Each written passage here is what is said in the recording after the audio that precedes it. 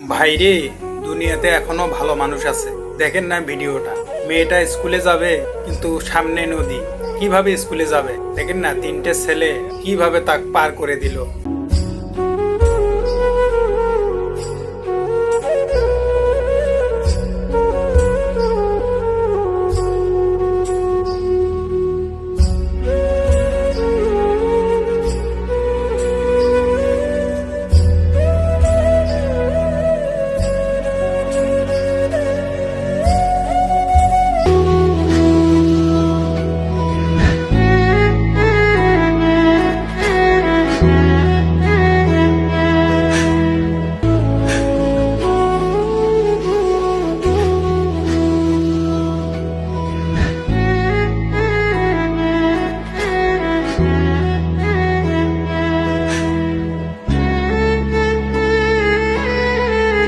ভিডিওটা অনেক মানবিক ছিল ভাই।